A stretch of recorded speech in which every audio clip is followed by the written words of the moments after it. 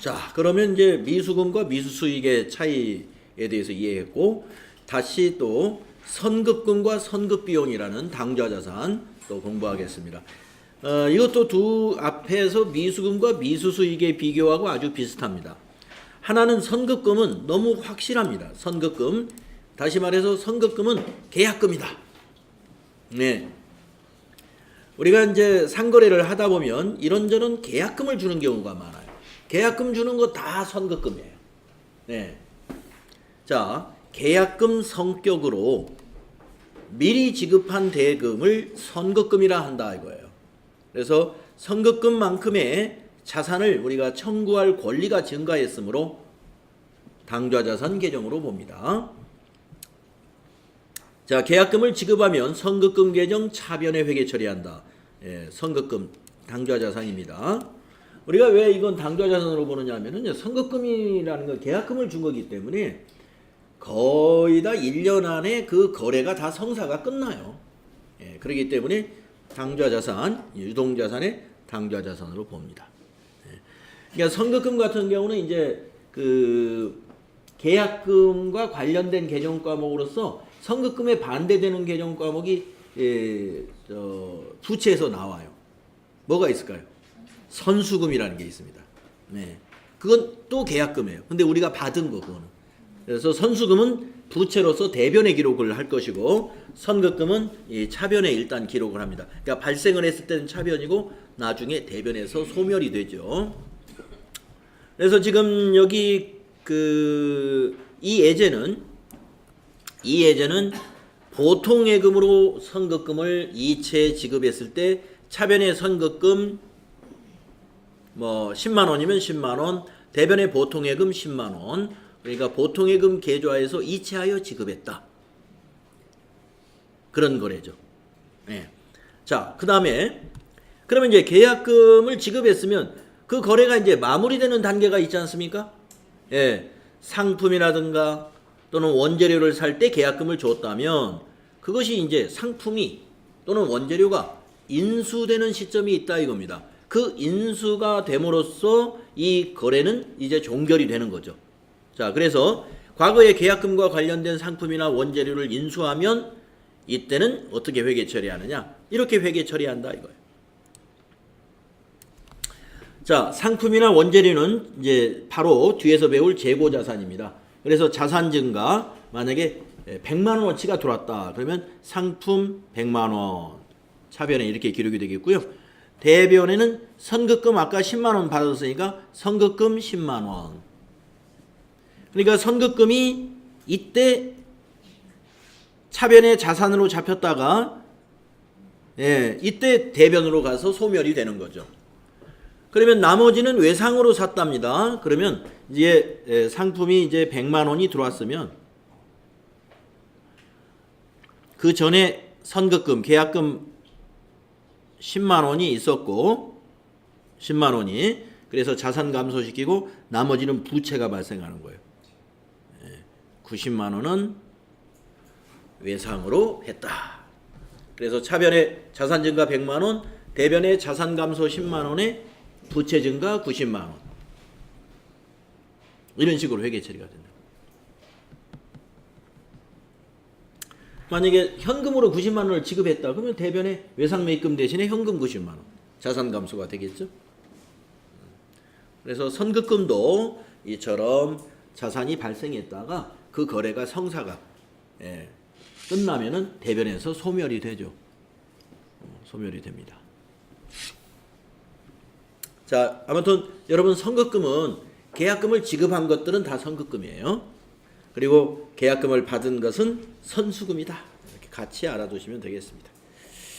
자, 그러면 이제 선급금은 알겠는데 선급 비용 아주 비슷하단 말이에요.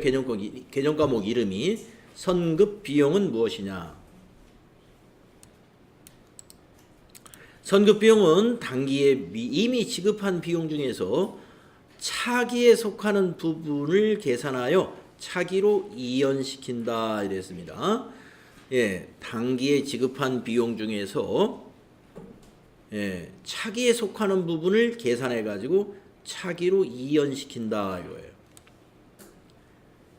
그러니까 단기 차기에 대한 거니까 이것도 결산 때만 합니다.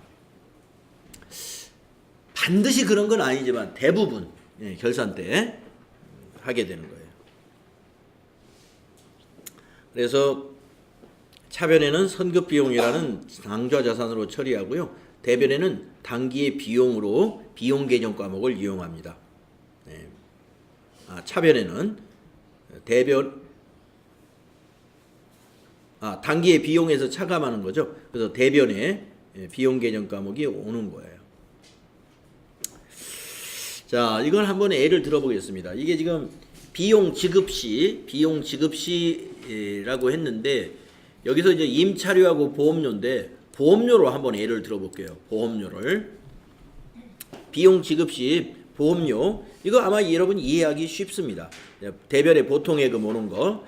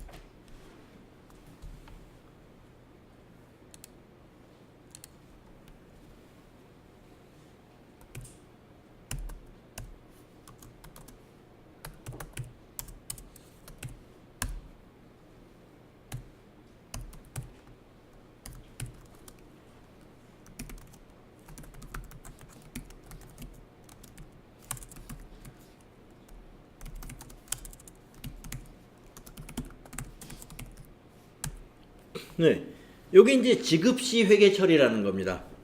이때는 뭐 선급 비용이라는 게 안 나타나요. 네, 지급시. 근데 뭐 나타날 수도 있는데 일반적으로 비용 처리하는 회계 처리를 하게 되거든요. 자, 내용을 보시면 우선 내용을 한번 이해를 해볼까요? 업무용 승용차를 구입했어요. 예, 10월 1일 날 구입했습니다. 10월 1일 날. 날짜를 여기서 쓰진 않았지만, 네. 10월 1일 날 10월 1일 영업부 업무용 승용차를 구입하고 자동차 보험료 120만 원을 가로 열고 계약 기간 2019년 10월 1일부터 2026 9월 30일. 예, 그래서 120만 원을 보통 예금에서 이체하여 지급했습니다. 예. 자, 이때 비용 처리법. 예. 비용 처리법. 대부분 비용 처리법으로 합니다. 회계에서. 자, 차변에 보험료 120만 원. 대변에 보통예금 120만 원. 이렇게 우리는 회계 처리합니다. 즉 분계를 이렇게 해야 된다. 즉 전표 입력을 이렇게 해야 합니다. 이겁니다. 거래 후 결합 관계로 써보면요. 차변의 보험료는 무엇이죠? 네, 비용 발생. 대변의 보통예금은요. 네, 이게 가장 많은 일반적인 형태의 회계 처리예요. 그런데 가끔 시험에서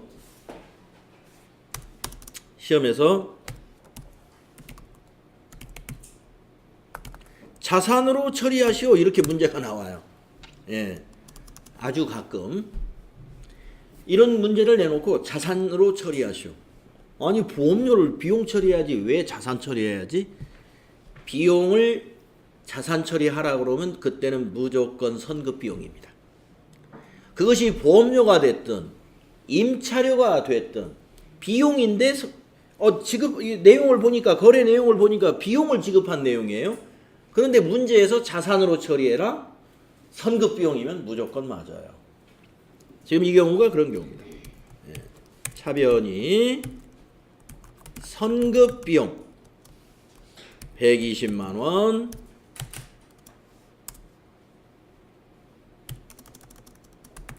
대변은 똑같죠. 보통 예금 120만 원.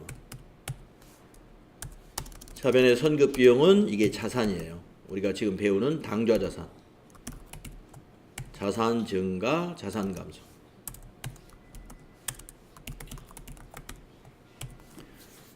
네. 이 두 가지로 어떤 거로 하든 간에 이것은 결산 때 수정 분계가 필요합니다. 결산 때는 수정해야 돼요. 그래서 우리 교재에서는 지금 비용으로 처리했다가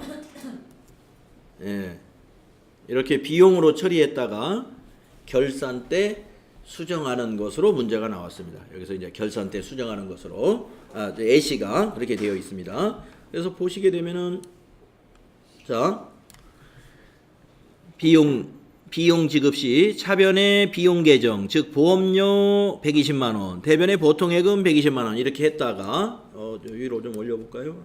내려볼까요? 네, 결산 시 차기에 해당하는 비용을 비용 계정 대변으로 회계 처리한다. 나머지는 차변은 선급 비용이 온다 이겁니다. 자, 그러면 뭐냐?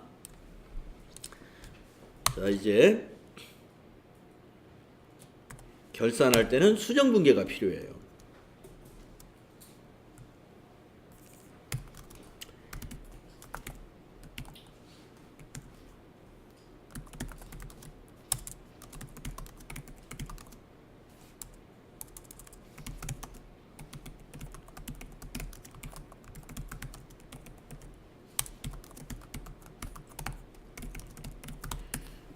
이런 것들을 결산 수정 분계를 해줘야 됩니다. 결산일을 맞이하면은요, 이 보험료 지급에 대해서 전부 수정 분계 작업이 필요해요. 먼저 위에 거 비용 처리법으로 지급 시 처리했을 때의 수정은 어떻게 해야 되느냐? 한번 따져봅시다. 자, 우리 한번 따져볼까요? 이 120만 원의 비용을 2019년도의 비용으로 다 보는 것이 과연 맞느냐? 그걸 한번 따져본다는 거예요.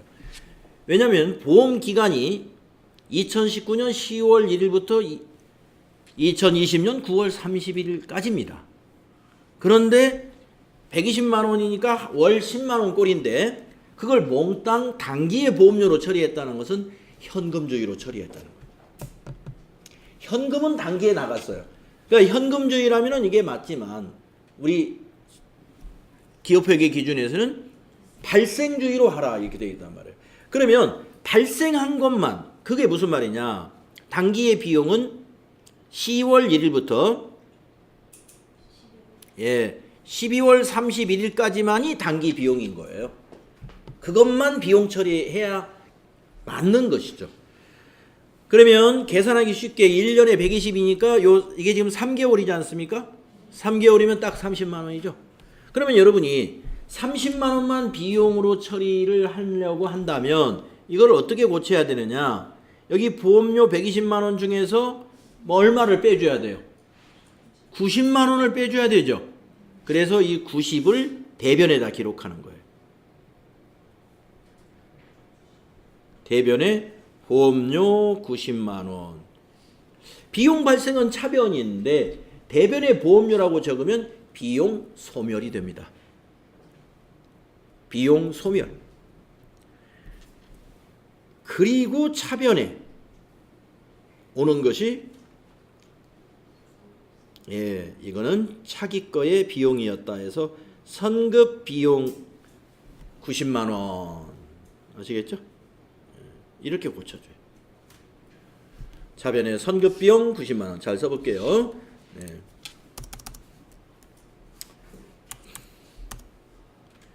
위에서 비용 처리법에 의한 수정 분계를 할 때는 차변의 선급 비용이 90만 원이 되고요. 대변의 보험료가 90만 원이 됩니다. 네. 그러면 요 차변의 선급 비용이 자산 증가예요. 대변의 보험료가 비용 소멸입니다. 비용 소멸.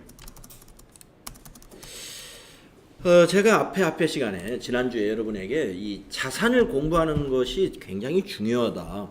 우리 자산 공부하면서 지금 결산 수정부계까지 같이 공부하고 있는 거예요. 여기 뒤에 나와요. 나오는데 이걸 지금 설명할 수밖에 없어요. 왜? 이 선급 비용을 좀 이해를 시켜야 되기 때문에 그 전후 관계를 알아야 이 선급 비용이 이해가 간단 말이에요.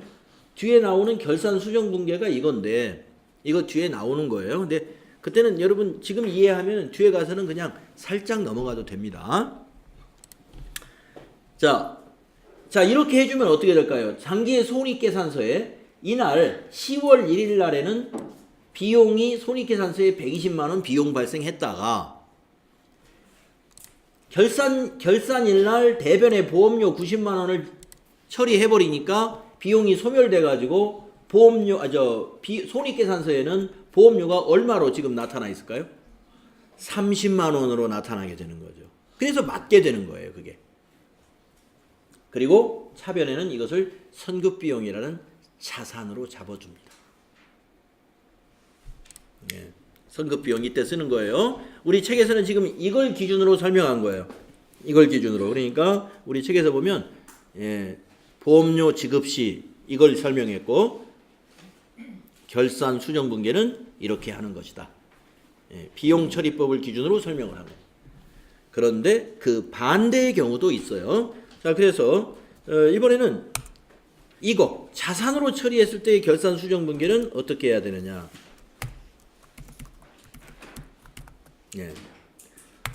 똑같이 처리하는 겁니다. 어떻게? 단기의 보험료가 30만 원만 되게 만들면 되는 거예요.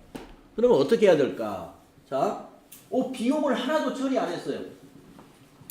자산처리법은 이날 보험료를 지급하면서 비용 발생을 제로로 해놨어요. 비용이 안 나와요. 그러니까 이날 비용을 발생시키면 돼. 결산 처리하는 날 보험료 30만 원을 발생시키면 돼요.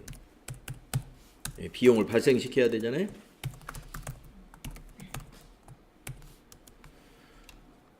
그러면 이제 대변은 뭐냐? 이미 10월 1일 날 보험료 지급은 했기 때문에 이때 대변은 뭐로 오느냐면은 어떤 자산이 오냐면 요게 오는 거예요. 선급 비용이 너무 많이 잡혀 있어. 120만 원이 다 선급 비용이 아니에요. 선급 비용은 얼마만 잡혀 있어야 돼요?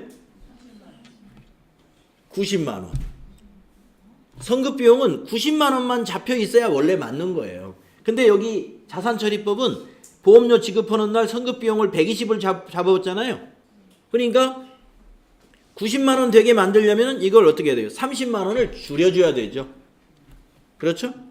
그래서 대변의 선급 비용 30만 원이 되는 거예요.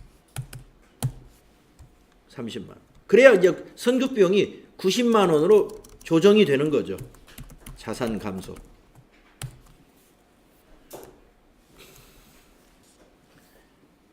이렇게 함으로써 이 두 개 방법, 만약에 이게 1번 방법이고 여기 2번 방법이라면은 1번 방법이나 2번 방법이나 이 두 가지의 조정을 통해서 모두 보험료는 단기의 보험료는 30만 원으로 두 개 다 조정이 되는 거예요. 그리고 선급 비용은 90만 원으로 똑같이 조정이 됩니다. 자, 두 번째 방법은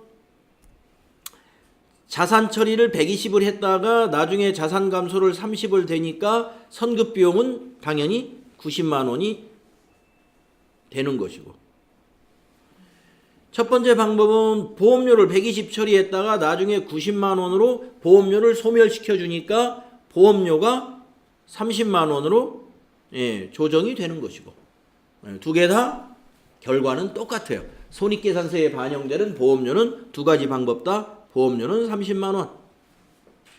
또 재무상태표에 들어가는 선급 비용은 두 가지 방법 다 똑같이 이러한 결산 수정 분계를 통해서 90만 원 선급 비용은 결과가 똑같아지는 거예요.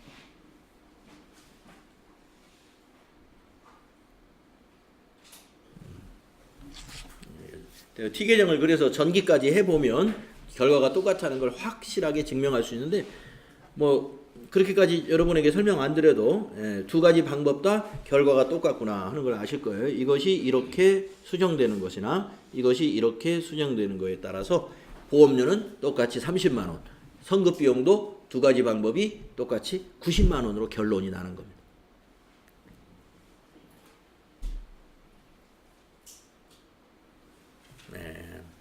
자, 선급 비용입니다.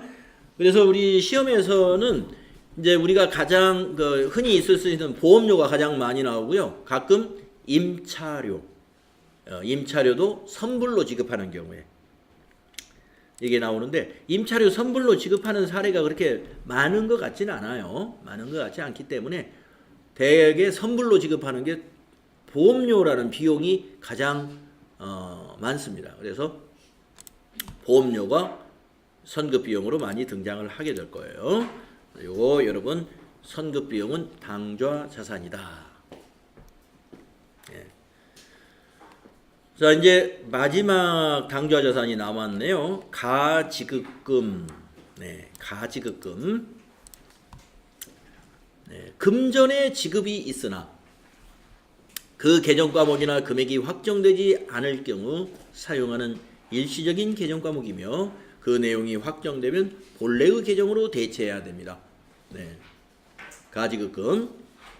그래서 가장 흔하게 나오는 게 거기 다음 페이지에 있는 이 출장 시의 여비 계산액입니다.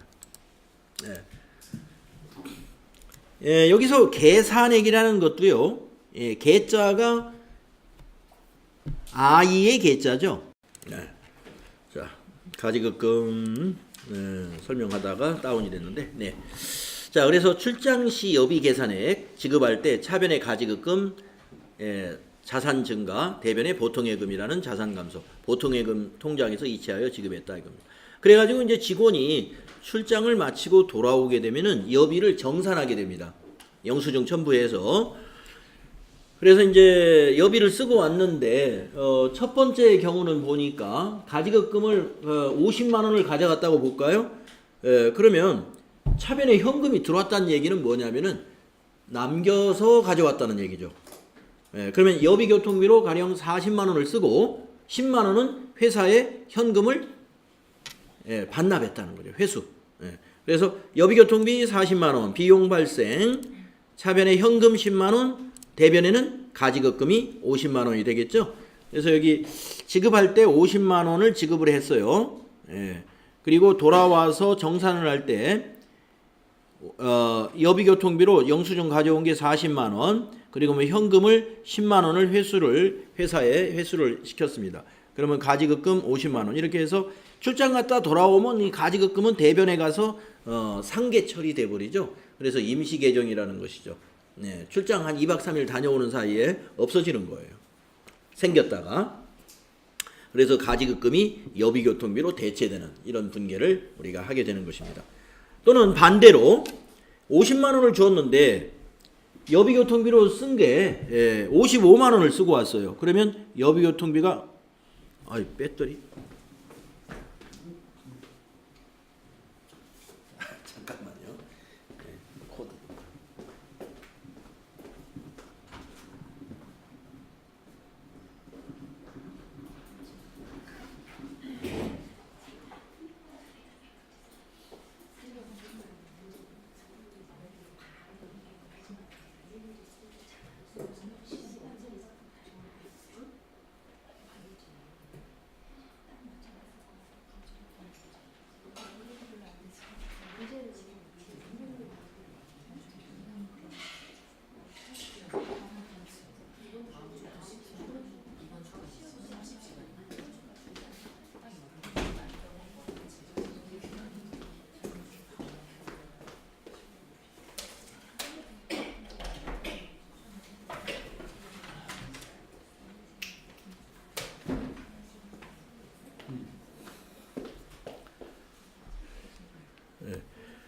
그래서 그 반대의 경우는 여비교통비를 5만 원을 더 쓰고 왔다. 그러면 55만 원이고 가지급금은 50만 원, 그리고 현금은 회사가 더 지급해야 되겠죠. 5만 원을. 그래서 5만 원이 현금으로 더 나간다 이거죠. 네, 그래서 가지급금 주로 이제 출장 여비 지급으로 많이 나오는데요. 가지급금이 이제 이런 경우도 있습니다. 네, 대표이사가 이제 그 회사의 법인카드라든가 아니면은 그 회사의 사업자 번호로 세금계산서 같은 걸 즉 비용을 지출했는데 그 비용이 회사 업무상 지출한 게 아니라 자기 개인적인 비용, 예, 뭐 자기 집에서 쓸 물건이라든가 이런 목적으로 그 비용을 지출했어요. 그러면 회사 업무상 지출한 게 아니죠. 그런 것들도 가지급금으로 처리해요. 그러면 이제 그 가지급금이라는 건 나중에 이제 정산을 해야 되잖아요. 예, 정산을 할 때 이제 대표이사가 돈을 회사에 이제 불입을 해야 되죠. 가져와야 되는데 만약에 가져오지 않고 그랬을 때 이제 급여에서 공제를 하는 방법도 있단 말이에요. 그래서 급여 지급할 때 공제하고 지급하는 그런 경우도 가지급금이 있다. 네, 자 가지급금까지 정리를 했습니다. 그래서 지금 우리가 이제 당좌자산을 공부했는데 굉장히 많은 부분을 한 거예요. 당좌자산 아주 중요한 영역입니다. 그리고 우리가 당좌자산을 하면서 당좌자산 개정 과목만 한 것이 아니라 여러 가지 그 매출채권의 차감 개정부터 해서 비용 또는 수익 또는 어떤 때는 부채까지 서로 연관되는 개정 과목들을 함께 연결을 했습니다. 자, 그래서 지금 그 346페이지에 가면은 문제를 풀고 가자 하는 게 있죠. 그래서 문제를 풀면서 다시 당좌자산을 한번 복습을 하고 재고자산으로 다음 시간에 넘어가도록 하겠습니다. 자, 346페이지로 한번 가봅시다. 346페이지. 346페이지.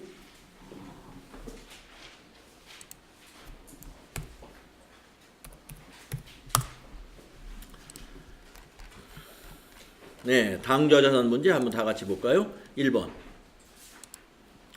당좌자산이 아닌 것은 네, 몇 번인가요?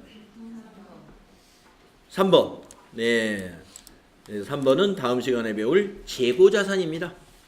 네, 현금리, 현금수송자산, 매출채권, 미수금 우리 당좌자산에서 다 배운 개정 과목들이죠.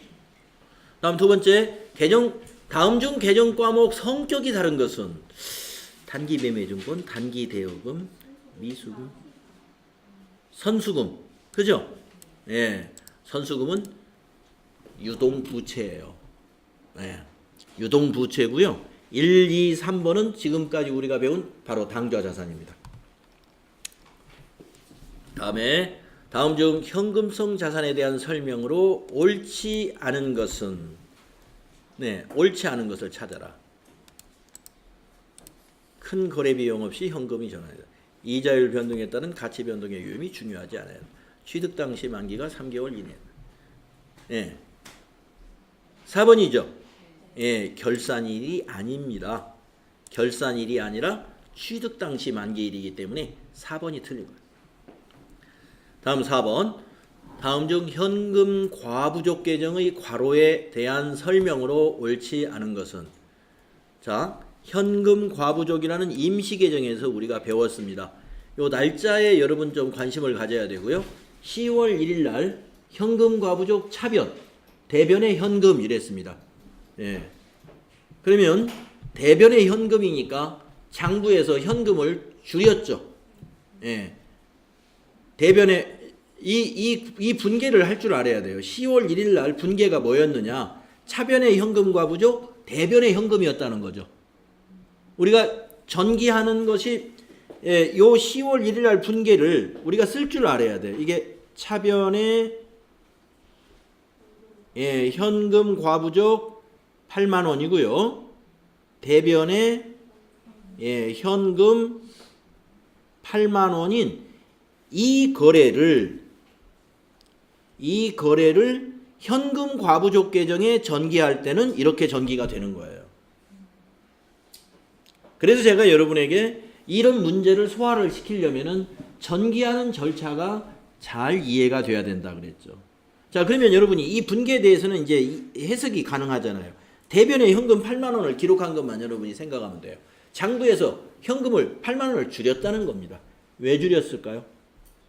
현금이 남았어요? 모자랐어요? 모자랐죠. 모자라니까 장부를 줄인 거죠. 금고에 있는 것이 더 모자라니까 항상 금고를 기준으로 맞추는 거예요. 자, 그런데 요 날짜를 잘 보세요. 이게 결산일입니다.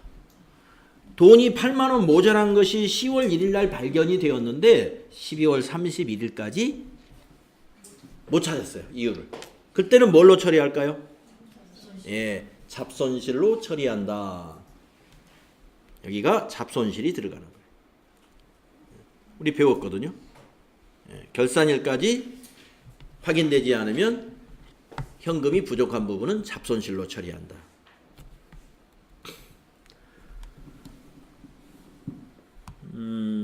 그래서 답은 3번이네요. 네.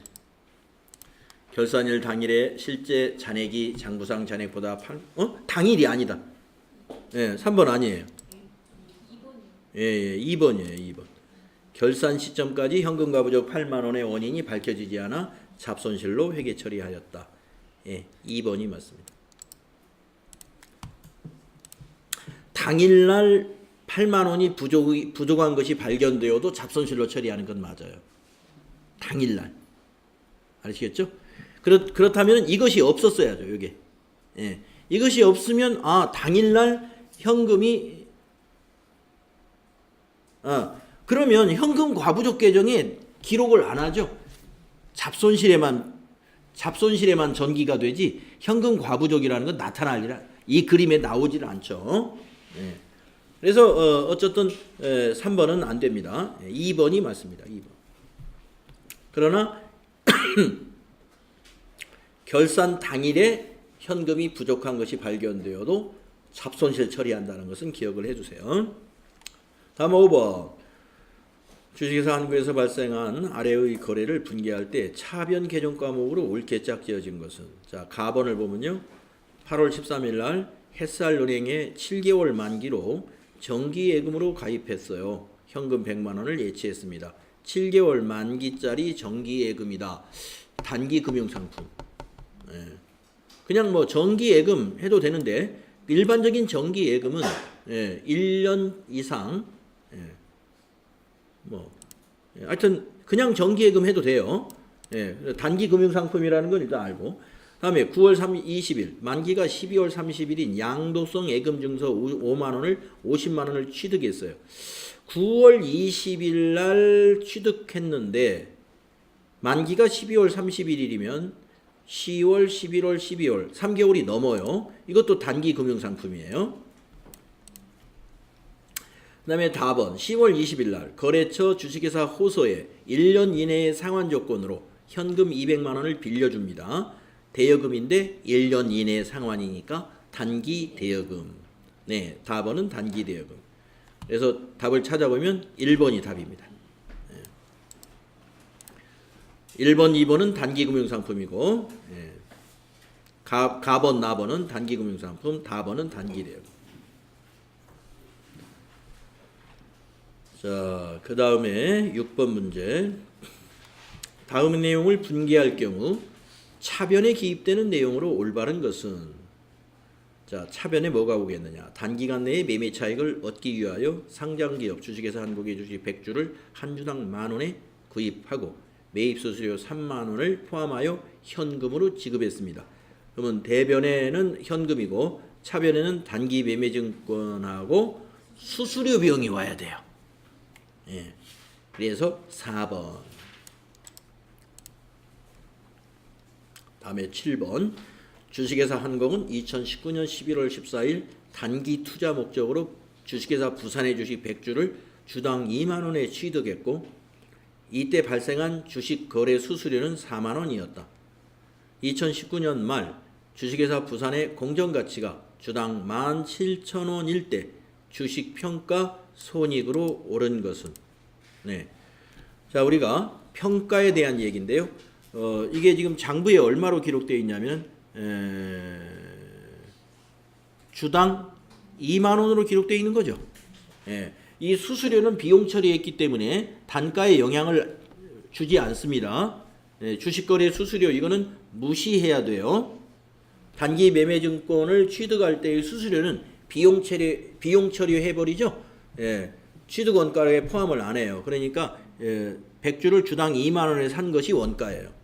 그런데 공정가치가 결산 때 2019년 말 공정가치가 17,000원이니까 한 주당 7,000원씩 가격이 올랐기 때문에 100주니까 70만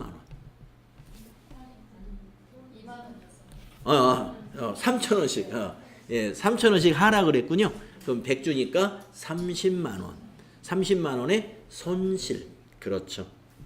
그래서 단기 매매 증권이니까 3번이 답이죠. 단기 매매 증권 평가 손실 30만 원. 그다음에 8번. 다음은 단기 매매 증권과 관련된 내용이다. 이에 대한 설명 중 틀린 것은 자, 설명이 좀 굉장히 기네요. 취득 5월 25일 날 주식회사 한공의 주식 10주를 한 주당 2만 원에 현금으로 취득했고 처분 5월 30일 날 5일 있다가 주식 6주를 한 주당 2만 4천 원에 현금으로 처분했네요. 그리고 결산일에 평가를 하네요. 주식회사 한공의 주식 한 주당 공정가치는 18,000원이다. 하락을 했군요. 네. 자, 그러면 1번부터 한번 검증해 보도록 하겠습니다. 단기 매매증권 평가 손실은 2,000원이다. 평가는 이때 하는 거죠. 이때 한 거죠. 예. 자, 평가 손실이 2,000원인가 한번 따져볼까요? 한 주당 2,000원씩 하락을 했는데 재고가 몇 주예요? 4주. 맞네요. 아니 8,000원이네요. 8,000원. 예, 1번이 틀렸네요. 그렇죠? 예. 주식이 한 주가 아니에요. 재고가 4주 남아있기 때문에 428, 8,000원이죠.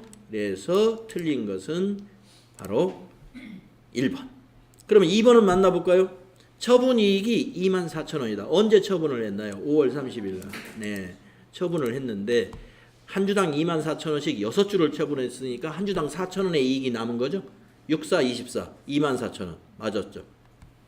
3번. 기말 재무상태표에 표시되는 단기 매매 증권은 72,000원으로 표시된대요. 자, 맞습니까? 예, 공정가치로 표시되겠죠?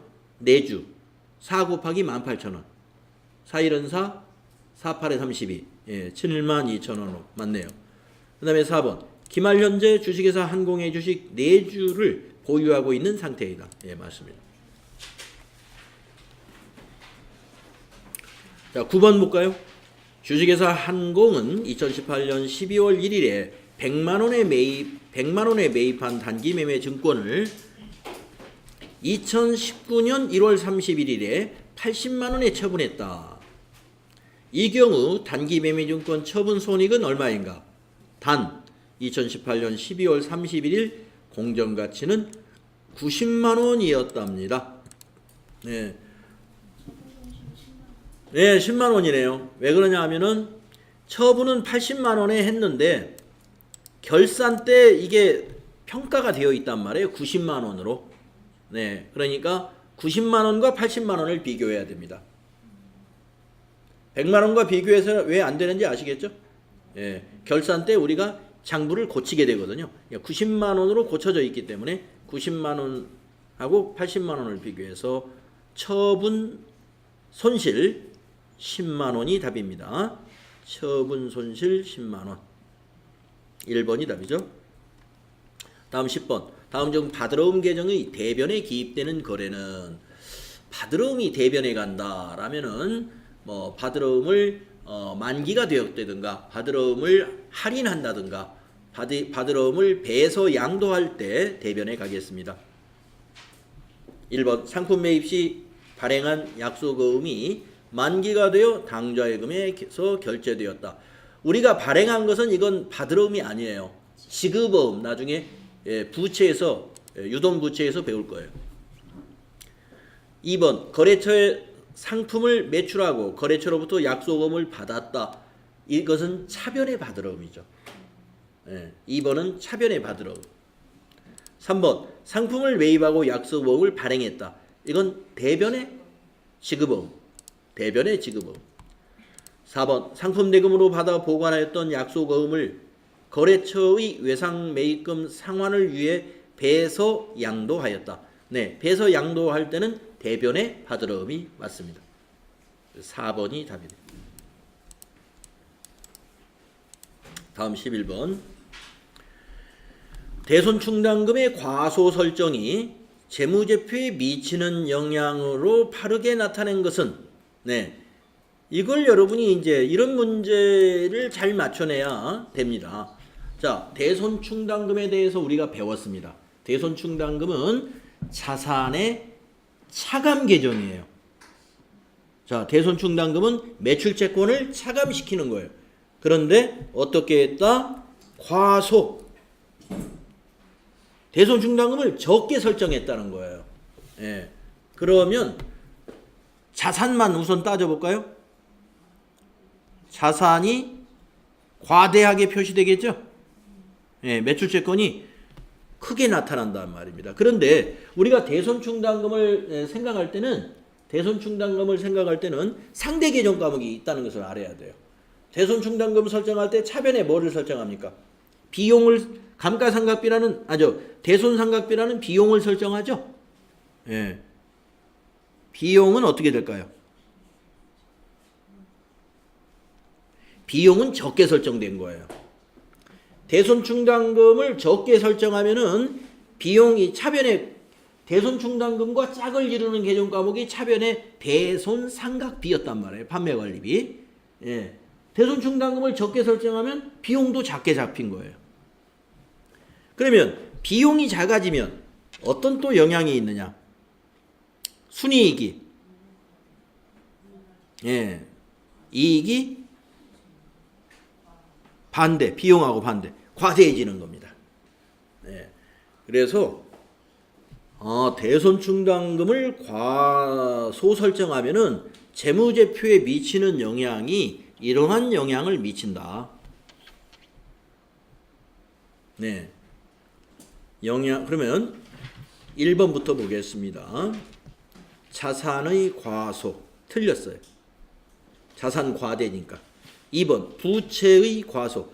부채하고는 전혀 관계가 없어요. 3번 부채 과대. 예, 부채하고 전혀 관계 없어요. 4번 당기순이익의 과대. 네, 여기에 해당되죠? 예, 당기순이익의 과대. 예, 왜 당기순이익이 과대되느냐? 이것 때문에. 비용이 작아지면 그만큼 이익은 커지는 겁니다. 따라서 답이 4번인 거예요.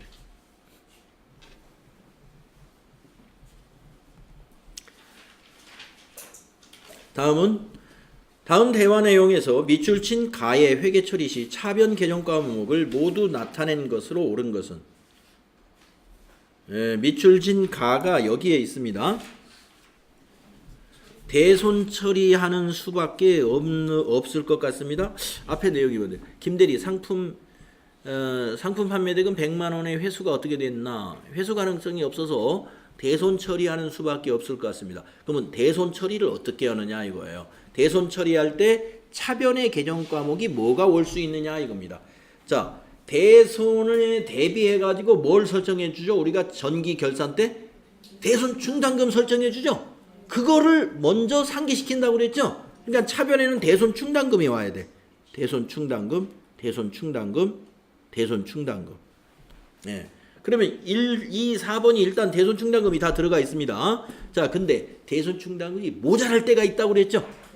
그럴 때는 비용 처리하는 수밖에 없다고 그랬죠. 대손 상각비. 그래서 1번입니다. 대손 처리할 때 일단 대손 충당금이 있는지 확인해 가지고 그게 있으면 차변에 대손 충당금이 온다 그랬습니다. 없을 때, 모자랄 때, 없거나 모자랄 때는 비용 처리해야 돼요. 대손 상각비. 그래서 1번입니다. 다음에 13번. 전기의 상품의 신용 판매에 따라 200만 원의 매출 채권이 발생했다. 여러분, 신용 판매라는 말은 바로 외상을 말하는 것입니다. 그래서 200만 원의 매출 채권, 즉 외상 매출금이 발생했다. 여기에 대하여 10%의 대손이 예상되어 대손 충당금을 설정하였다.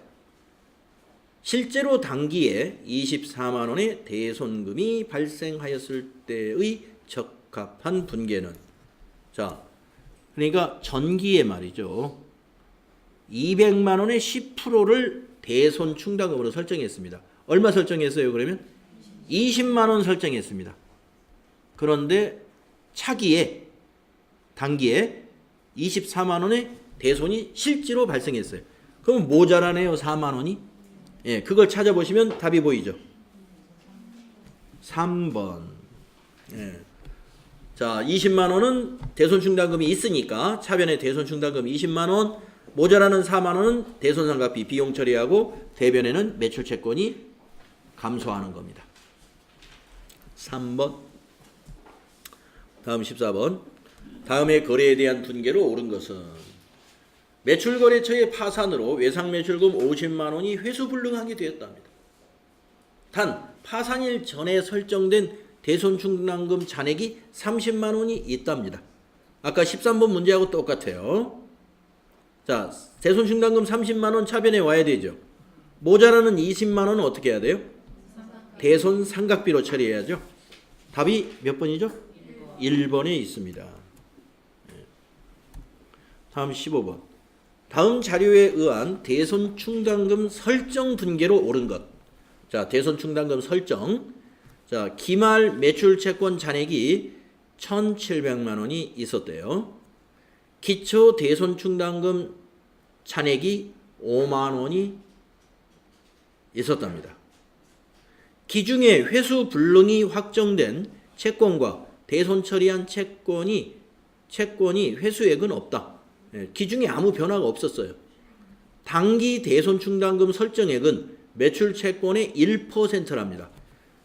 자, 그러니까 중간에 변동은 없었고 매출 채권 잔액의 1%를 설정해야 되는데 지금 기말 매출 채권 잔액이 1,700만 원이니까 이것의 1%는 얼마일까요? 17만 원입니다. 17만 원. 자, 17만 원을 설정해야 돼요. 그런데 지금 잔액이 5만 원이 있죠. 5만 원. 그러면 얼마만 추가로 설정하면 돼요? 12만 원만 설정하는 분계를 밑에서 찾아야 돼요. 2번이죠.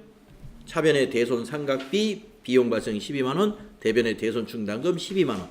이렇게 설정을 하면 이 5만 원하고 이 12만 원이 더해져서 대손 충당금이 17만 원으로 설정이 되는 거예요.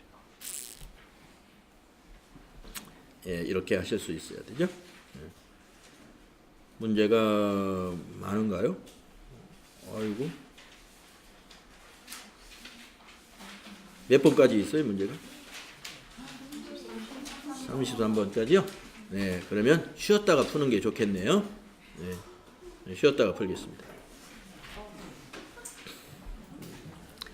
문제를 많이 냈네요, 여기서.